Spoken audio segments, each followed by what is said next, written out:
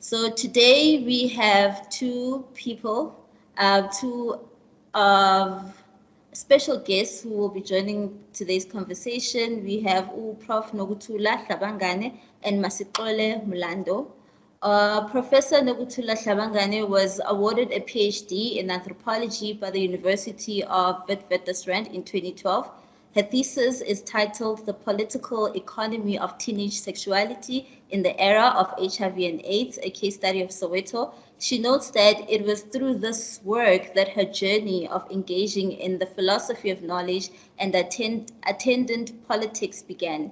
She draws from a wide range of literature that enables her to think about phenomena in all their complexity.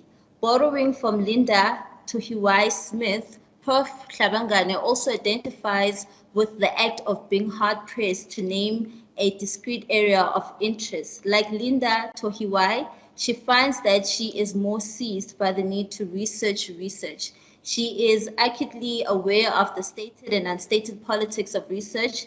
In this sense, the idea of voice takes a differently nuanced shape. For Prof, voice is about what the people said. It is also about what they have not said, cannot say, and also is unsayable when filtered through the ambiguous framework of Eurocentricity. According to Prof. Hlabangane, her ethics are about redress and restoration, as she has vested interest in decolonizing knowledge. So Prof has written on subjects as diverse as social and epistemic justice, community and youth development, knowledge production from an Afrocentric purview. She currently facilitates academic quality assurance and enhancement in the College of Human Sciences, and this work is heavily concerned with how quality can be linked to higher set of ideals. That is currently the case.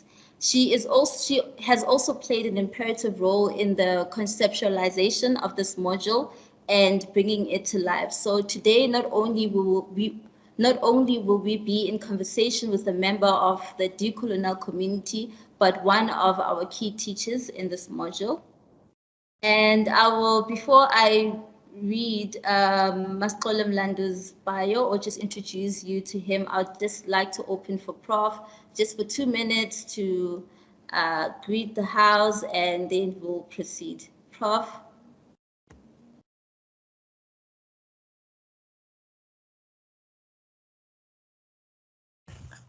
Hi, Mbali. Good afternoon, everyone. Sanbonani, Readimedisa. Thank you so much for this invitation this afternoon and for the introduction. I note that there's a number of UNISA students who take this module, and I am really grateful for the opportunity to be in conversation with them. I also note from Zandi that the first guest on this platform was Professor Maldonado Torres, from whose gifts we learned so much. It therefore is such a privilege to be following on those steps, and also perhaps be in conversation with Masixole Mlando, whose own contribution in the struggles that beset the university is unparalleled. But more than that, the opportunity to be here, the opportunity to be in conversation is one that we do not take for granted as we seek to change the cultures that govern the university. And from that point of view, Mbali, I was very interested in your stated assertion that this space will seek to collapse the hierarchies that are so normalized in the university, because I think that we really do assume these distancing protocols without really understanding what they are there for? Where do they come from? What do they, what kind of world do they imagine for us? And therefore, what kind of relationships are possible, you know, when we hide behind these distancing protocols? So I'm looking forward to an informal, robust conversation as we seek to further deepen our discourse in how we imagine ourselves in these spaces that some have said, in fact, are beyond redemption. So the possibilities that we may open up today as we converse with students is one that really excites me. And as I also look forward to learning, as I also acknowledge a few of my peers in this space as well, from whom I continue to learn and from whom I find my being, and who will, in many respects, recognize themselves in some of the assertions that I make. Not so much because I do not have assertions of my own, but because I do not have the arrogance to say that if I learn something from someone else, then it does not inflect my own thinking, it does not inflect my being, and in that way assume a closed posture that is so colonial in its assumptions and in its positioning. So thank you very much, Mbali, and good afternoon once again, everyone. I look forward to hearing from you, even as I'm in conversation with all of you. Thank you.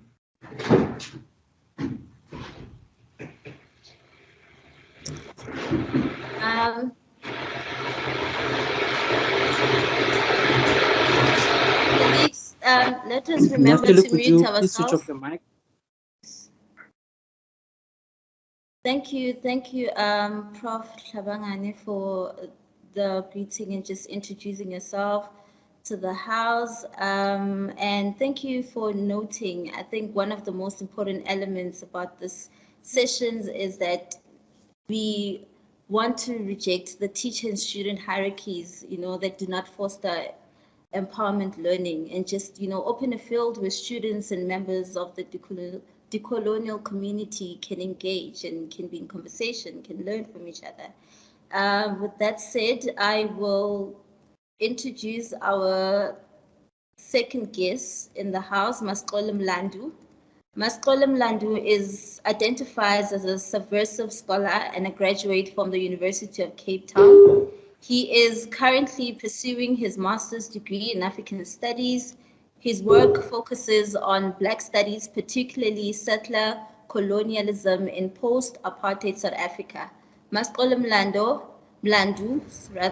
understands that theory without praxis is meaningless, and therefore also participates in a number of community development programs as an activist and as an agent of change.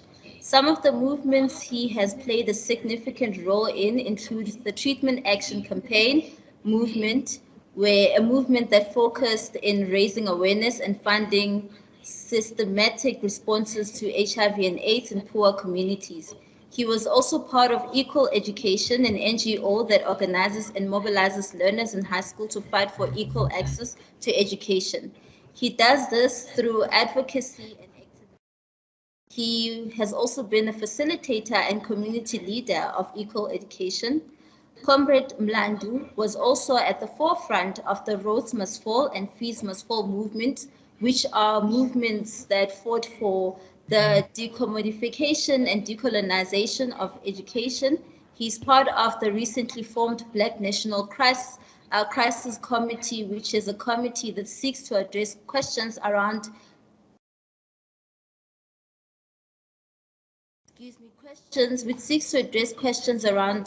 structural racism and the exclusion of Black people. As a scholar and intellectual, he has been invited to a number of conferences and seminars around the country to speak on his academic work and activism. Masixole Mlando also comments on Black aesthetics and their role in shaping the Black experience. Some of his work has appeared on newspapers and various journals. He identifies as a brazen revolutionary that refuses to be silent whenever there is an injustice. He is committed to the struggle of decolonization and envisage a day where Black people will be able to say we are completely emancipated. With that said, I will hand over to Comrade Mlando to just introduce himself and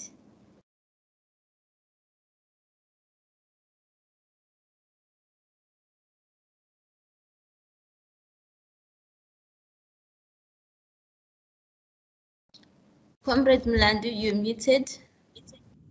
Can you see me or can you hear me? I think both.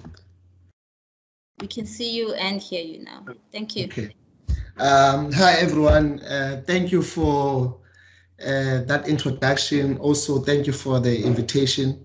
Like the previous speaker, Prof has said, I think it's an honor for me to be in conversation with you and the space, precisely because we're in a time in our country where we need to come together as a community to really think about the role and the impact that our education can do in order to create tangible solution to systematic and structural issues. So thank you for the invitation. I'm looking forward for a fruitful conversation.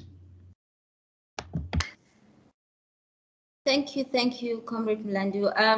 May I remind everyone who's in the house to, you're free to comment on the chat section if you want to engage, when you want to say something in response and to what our speakers are delivering, and we will be here, myself and Comrade Obakeng Africa, to read your comments.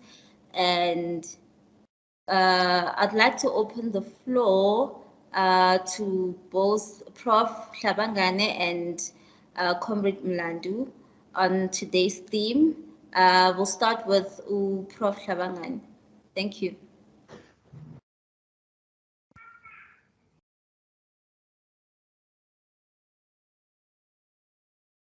Thank you, Mbali. I have notes upon notes. I'm not even sure if I'll find my way around them or whether indeed I do wish to find my way around them.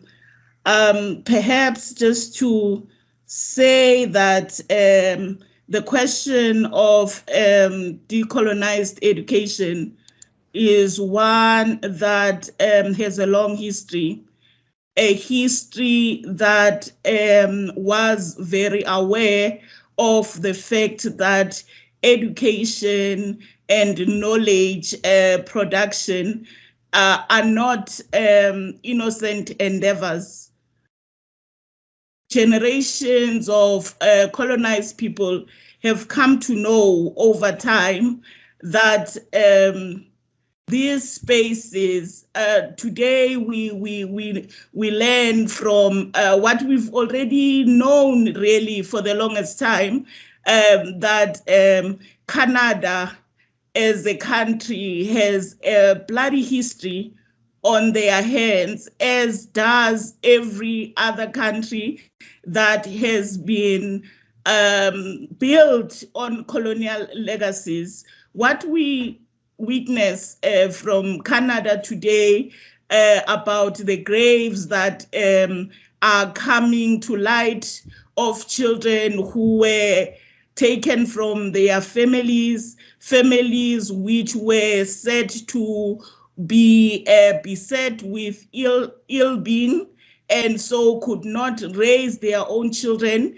But more than that, these families have limitations that do not allow for the children to thrive. And this notion of thriving really, I suppose, is the very notion that informed many of us to one day in our lives, take the taxi, take the train, take the bus, and go to the metropoles and stand in the queue to be registered to get an education. this education, even as our parents and our grandparents before them understood that it is an education that is likely to alienate the children from the things that they knew from having lived their lives that, are in fact life-giving. But because of the need to also fit into to fit into this notion of civilization and progress, many of us have taken, these proverbial buses and trains and taxis and found ourselves in the queues jostling, for a space in these spaces. That upon encounter, we have progressively realized that they need for us not only to devote part of ourselves to their service, but to also, die completely at encounter with them. So these graves that are coming to light in Canada may be more graphic than the graves that we may not see, the graves of many of us who have been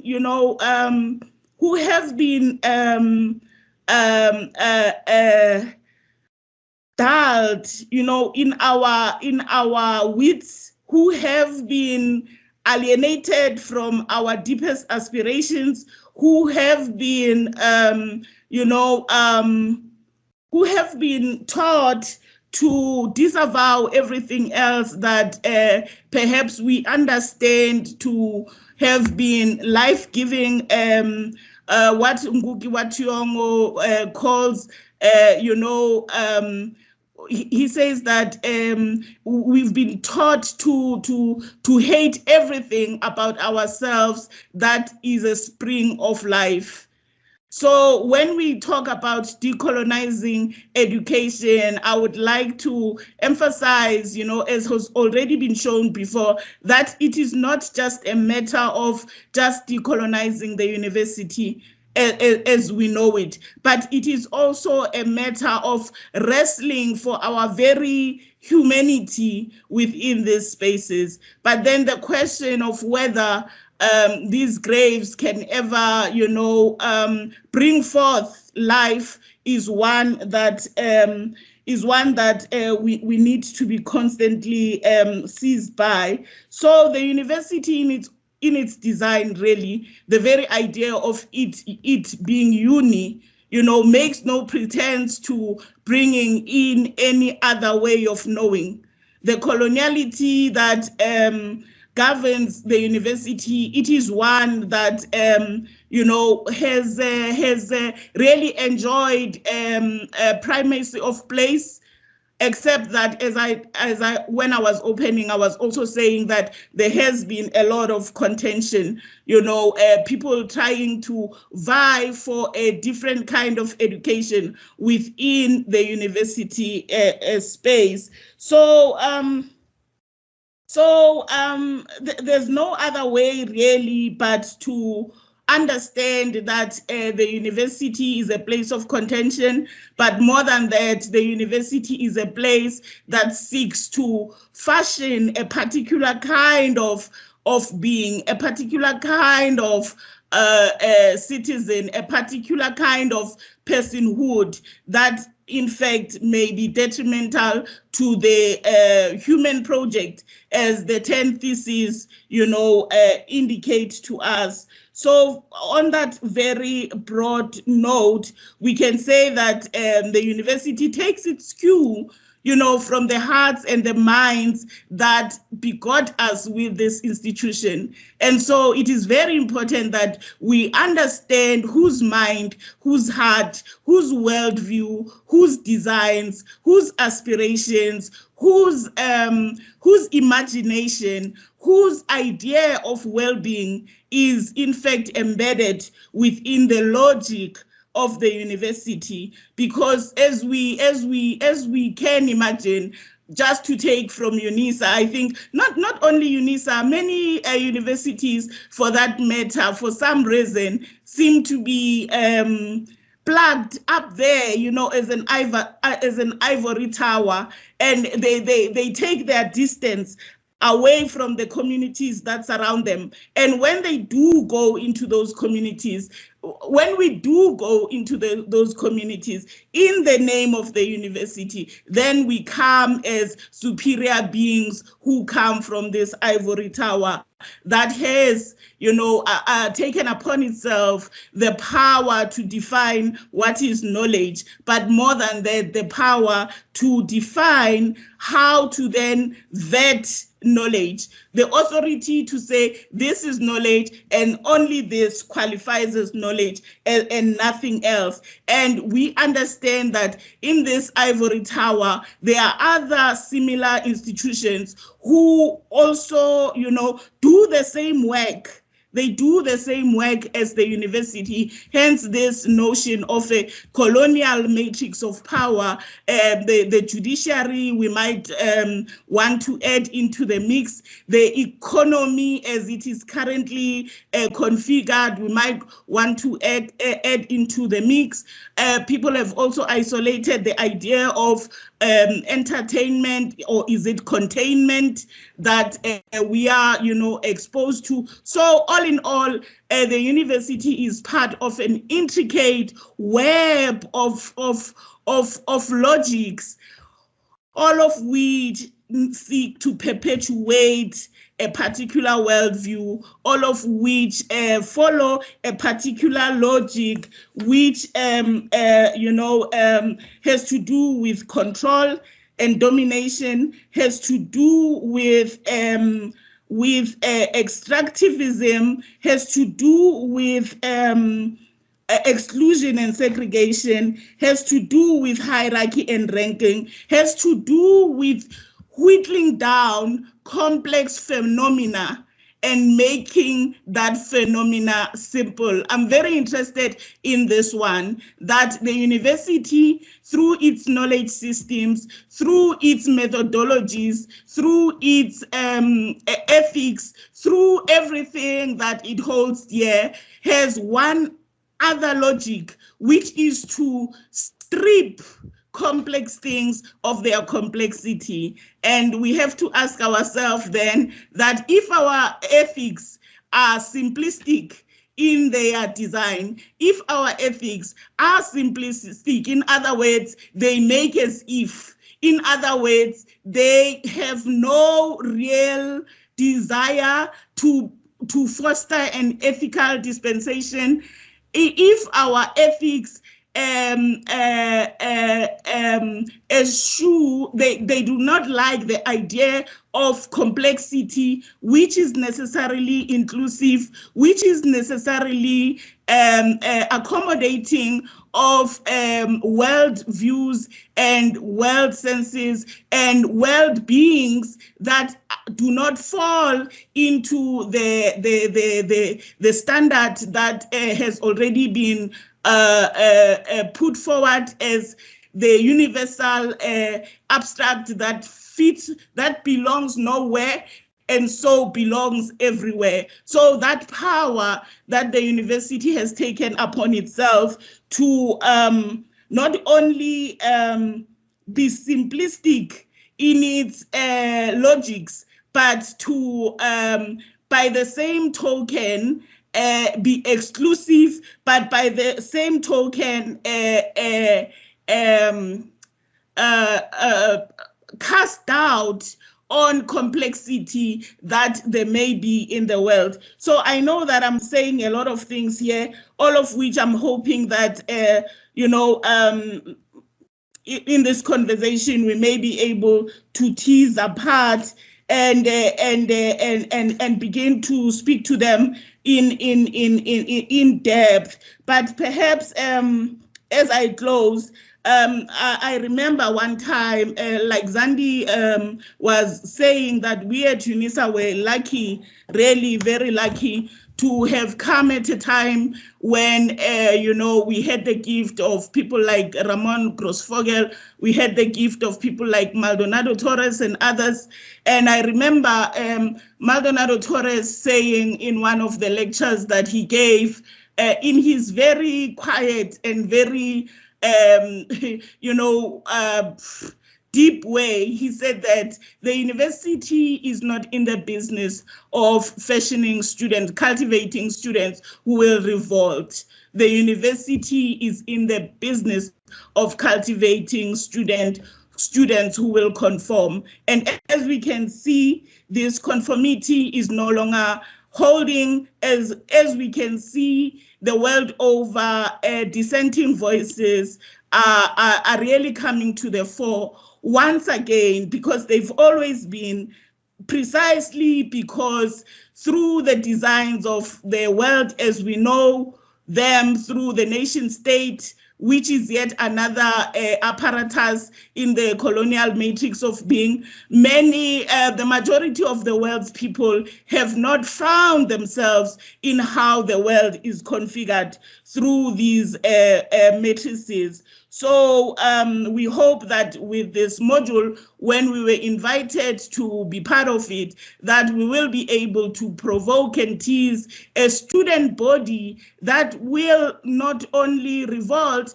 but perhaps have a platform, a solid platform from which to revolt. So, you know, Lwazi Lushaba, for example, was at UNISA about, I don't know, 2 months ago, 3 months ago, 4 months ago even.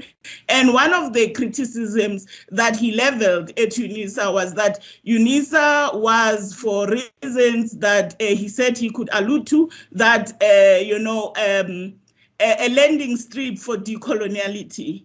And he was saying that beyond decoloniality, what do we imagine? And, you know, yes, indeed, beyond decoloniality, what do we imagine? And I think that's when I like one of the theses about generating and regenerating and imagining a world that we can all really find our being and find ourselves in. And to do this requires a collective effort. But more than that, it requires a curiosity. It requires a sense of not just being students who are here to get a degree, but a sense of the privilege that we each, you know, hold as players in this space, a sense of history as historical players, but as well a sense of love, a sense of love to dare to ask those questions that, you know, come from deep within ourselves as we seek justice, not only for our individual selves, but for every other, you know, injustice that we may come across. Because I always say that how one does something is how one will do everything. So if one is able to withstand justice in, let's say, I don't know, when they were growing up at play, then there's very little chance that this person all of a sudden can be a justice advocate now that they are old. If one is able to withstand injustice, you know, in the community that one lives in, then really there's little chance that the same person can withstand, can now become a proponent of justice elsewhere. So how one does things, even in our own families and even in our own households, if we're able to turn a blind eye, then I think when we do come to the university, we will also be those people who are able to turn a blind eye, even as we see all the fermentations that there are in the world today. So on that note, I shall leave it. I know I was very broad. I know that what I sought to do really was to provoke and incite. Let's see how let's see how successful I've been. Thank you so much, Mbali. Thank you so much, Prof. Yeah, I think for me, what I take from your conversation is the question of how do we not take, but also give to the community, and how you define that the university initiates or conditions us to think of ourselves or the communities that we come from, the history that we come from, in a very, think of it in a demeaning and devaluing it, and how much of ourselves can we position to not be spectators or to come into the community with the spectacle approach as the other and not really being part of the community. And I think it's such a very important point, because one of the upcoming assignments that we are supposed to submit in this module is one that will get us in touch with the community. How do we identify decoloniality in the everyday lives of our people as we live, as we language, as we experience in Black spaces? How do we insert, or if decoloniality does not exist, then how do we insert it? And if it does, how do we identify it without, even if it doesn't have the banner of decoloniality? Okay, before we open for comments and questions, I will hand over to Comrade Mlando, who will also give us his position on today's theme. Comrade Mlando.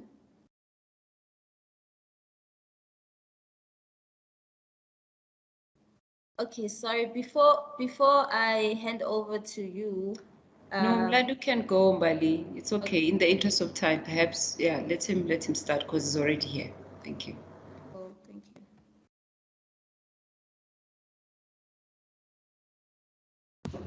you. Thank you, Chair. Also, thank you to the previous speaker. I'm going to, I don't know how much time do I have, and I would like to ask the chair, because I know I can speak because I'm in love with my own voice, to please time me so that I don't go overboard and stuff like that, so we can agree on the basic time. Okay, again, just yeah, you have 20 to 30 minutes. Okay, no, I'll take about 20 minutes to 15. Yeah, no, but for those who just came in, my name is Masixole Mlando, born and bred in Cape Town, Khayelitsha, and of course made it into political spaces. Found myself in the University of Constant Torture, UCT, where we became a grouping of people who were interested in ways in which we can make the university speak directly from the experiences of those who are colonized. But more than that, those who saw the university as a site of struggle. 2015, 2016 became the crucial year in which we attempted to articulate some of those, or attempted to do some of the things that we were talking about in seminar rooms and all these things. I've structured my talk or my reflection on two parts. Mainly the first part trying to assess the notion of the university and supposedly the idea of the pluriversity, or the pluriversity in itself.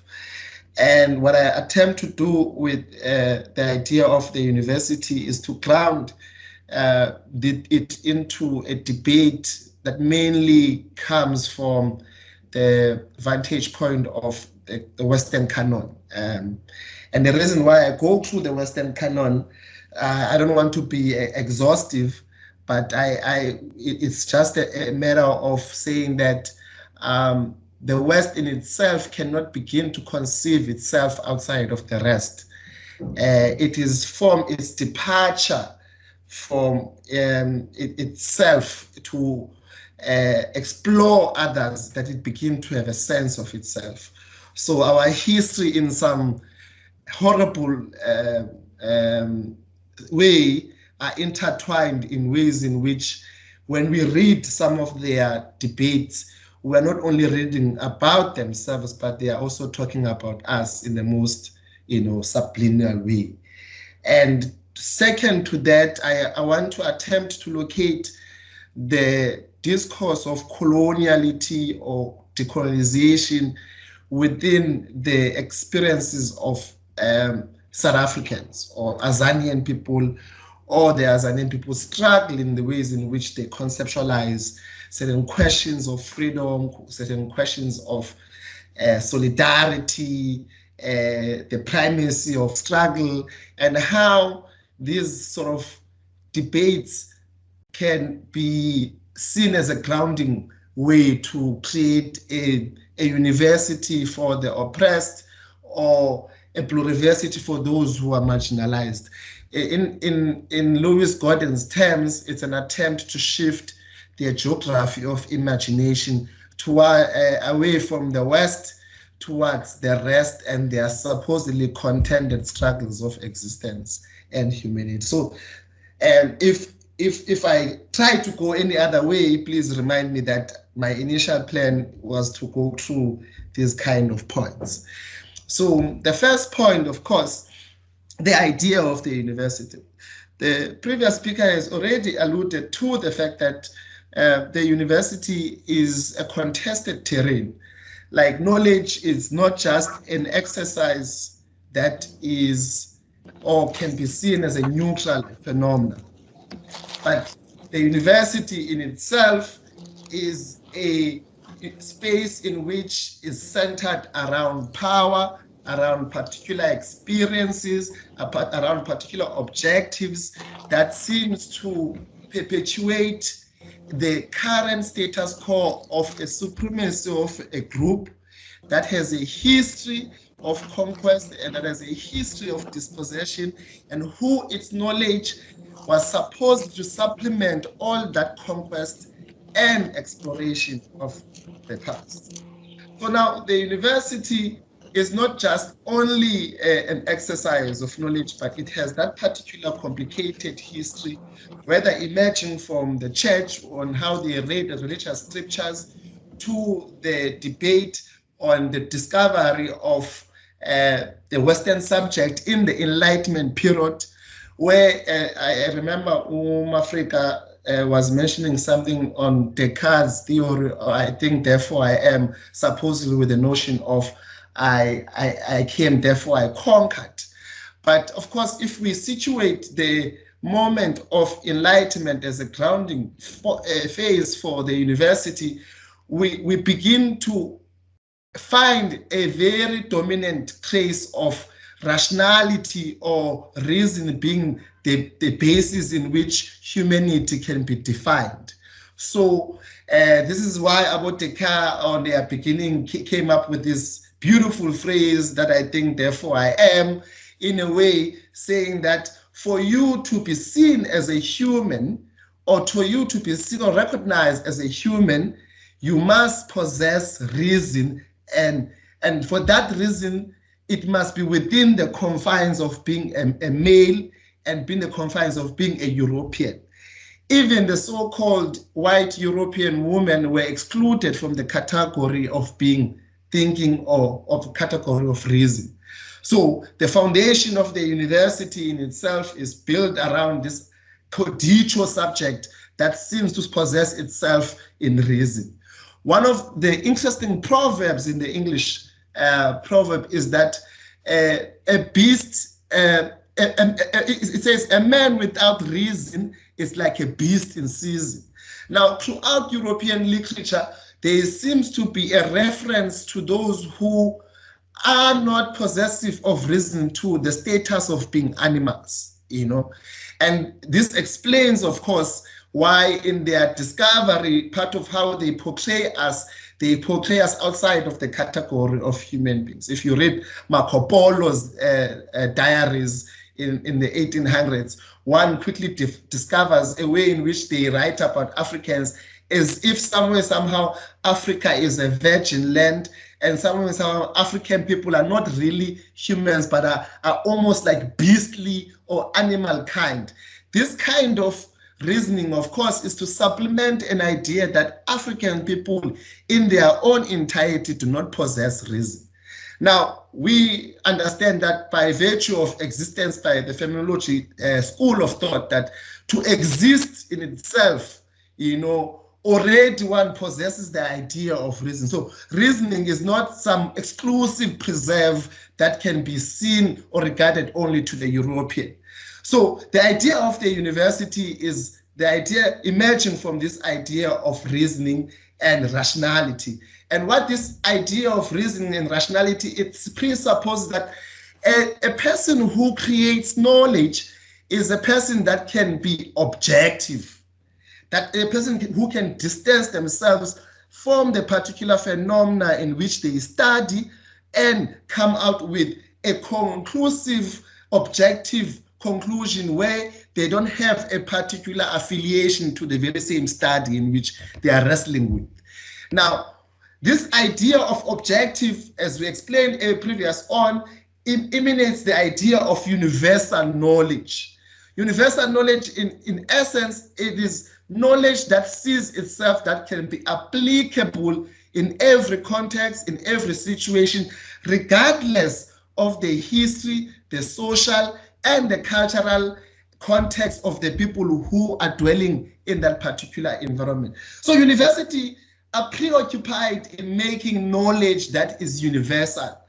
So if I discover an issue about teenage pregnancy in China, it presupposes that the very same foundings can be applicable if they are twisted there and there, or the very same method can be used in another context, depending, regardless of the history of that context, regardless of the social condition of that context, and regardless of the cultural position of that context. So within the idea of the university, we've already wrestled with 2 or 3 important phenomena, if I may say. One, it is the idea that the university as we know it emerges out of the Enlightenment era, which presupposes the idea of the cogito subject, which is based on rationality. Rationality in itself presupposes that to be human, one must possess the capacity to think. If you are not seen within the confines of thinking, you were not seen as a person who's supposedly a human being. And with that came the idea of objective knowledge, that a person who is in the creation of knowledge can distance themselves from that which they are studying and able to come up with what they call the objective truth. The third phenomena, of course, that we've engaged on so that I can move faster to my second exposition is the idea of the universal truth. The universal truth presupposes that the University of Cape Town can be a world-class university that focuses its issues and its particular context of experience from the vantage point of the world outside of the vantage point of those who are in Azania, conquered, and who are experiencing a particular social moment as they exist. And this is the particular university, when we came into the university, that we were confronted with. It is a university that tells us that the canon or the geography of the West is an unshakable moment of truth, that in any way and anyhow, knowledge cannot be constructed outside of it. Everyone who wishes to think must go through all of these confines, And this is what we speak of when we speak about the university. And in that university, it's not only a contestation of ideas, but it is a site of struggle. It's a site of struggle precisely because in the history of Africa, universities have not only been the extension of the colonial enterprise, but in actual fact, they were the colonial machinery to begin to create an atmosphere where the state could be better governed from the findings that the university possesses. So the university must not be seen as some kind of an extension that assists you know, in the colonial production, but it is at the heart of colonialism. The conception of how to understand the other, the conception of how to govern, the conception of how to create an economics, and the conception of how to create health, the conception of how to create a better life is not conceived outside of the university and the early intellectuals who came to Africa and studied our people and created Africa as a land of virgin, as if there were no people existing in that very same world in existence. So that's what we mean by university. But what do we mean by pluriversity? Briefly, so that I can go to my second point. The pluriversity could be seen as a university, as a space that has different truths. It does not have one singular truth as its vantage point, but it emerges from an understanding that the people's truth in their localities can be merged with the people's struggles in other localities. So there is a fact of being as a people who are oppressed. And that fact of being is that there is something collectively that we share, is that we are all oppressed in some kind of way, in a similar way, even though we might experience that oppression in a different way. So that's where the different truths come into part, but it's the whole idea of that different forms of experience from those who have been invisibilized, those who don't even feature in the footnotes of Europe. While we know that the knowledge of Europe cannot be possible outside of the capture of the Africans, can now begin to put their own truth on how they experience the world as it exists today. So the pluriversity emerges or departs its point, from my understanding, from the vantage point of the colonized experience. How has these people who have known history, as Hegel say, how are these people who have not known any peace experience life? How have they been able to make a life in the midst of pain, hardships, colonialism, and imperialism? So the idea of pluriversity is the idea that there's no singular truth. There's no idea of the objective in a sense. We must insist in moving from the subjective, from the so-called lived experiences. And perhaps in the lived experiences, we might begin to deduce a theory where we can also note the invisible from the visible. I want to end there in terms of the first phase. The second phase, in which I want to attempt, and I hope I am still good at time, is this idea of trying to think about the decolonial conversation from the vantage point of Azanian people, or what I call South African experience. The reason for this, mostly in our decolonial talks, not to say I have anything against people on the diaspora or even some people who have made it into the canon of decolonization, it seems to me that we are not really extrapolating the wealth that has come out from the debates that have happened in occupied Azania in ways in which can begin to put on the archive of African resistance or African nationalism, or the archive of resistance in general in South Africa, or decolonial archive.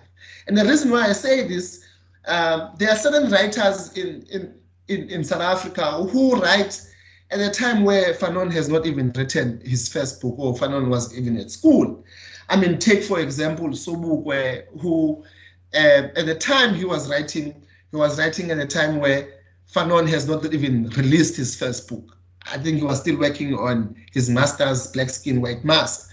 And here is the Africanist in their sort of predisposition of literature. Of course, they don't come from the clean slate.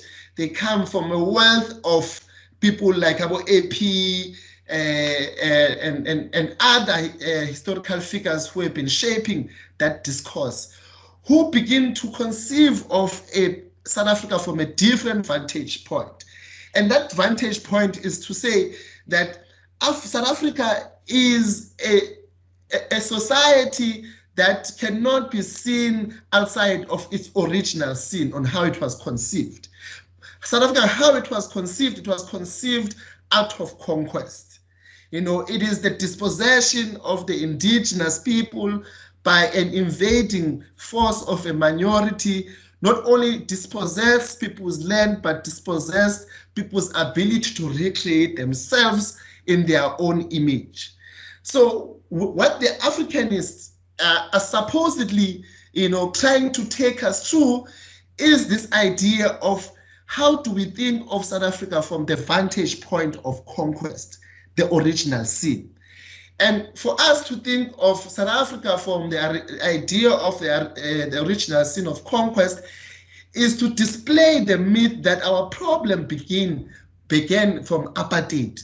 Apartheid, if you understood from the Azanian school of thought, apartheid is an extension of 1652, or is an extension of the Enlightenment period when they discovered God and they replaced God with themselves, and subsequently, and they traveled across the world and conquered people. All of that history from the Africanist perspective is connected into one. So this thing is not about legislation. Yes. I'm sorry to interject, but you have 10 minutes left. Thank you. Okay. Thank you. So the Africanists first take the vantage point that apartheid is not something that can be seen in isolation from the whole entire extension, you know, of colonialism. It is one thing, and therefore the central thesis into that whole conundrum is the fact that there is a minority that is interested in dominating over the interest of the majority. If you, to ground this whole entire interest of mine, I have attempted to look at Raboroko's work on the Africanist versus the Charterist. In particular, in one interesting quote that I want to read from you, which I argue that this particular quote by Raboroko gives us an entrance in which we must read our involvement in the academia or our involvement in the knowledge production. It reads as follows, that the crucial issue today is whether the interest of the 5 million Europeans throughout Africa must continue to dominate over those of the 280 million Africans, or whether the reverse process should obtain. This issue is an important issue that no philosopher pretending to have a solution for Africa can afford to gloss over. Now, Raboroko writes around 1960, if I'm correct, Sandy, and he's making this point that how could an interest, the problem today is whether the interest of 5 million whites or Europeans can dominate over the interest of 40 million interest of African people, or whether the reverse process could obtain. Now, this particular issue cannot be glossed over. If you are any scholar in any kind, how do we explain in the world today that a minority is still dominant over a majority?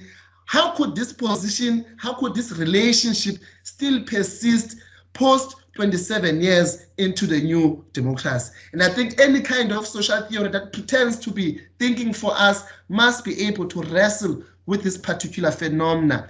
And the students in the university at the time were attempted to wrestle with this thing in ways in which we challenged how the structure of the university is in relation to the structure of society, because the university is not just an extension of society, it is society in the small frame, in a sense that its ideas are not only the dominant ideas, but they've also structured the ways of feeling and the ways of expressing of those who are the majority, to a point where we cannot experience the world in our own categories. We cannot experience the structure of consciousness in our own vantage point of history as conquered and dispossessed human beings. And I think we must wrestle with this particular phenomena as we move forward. I thank you.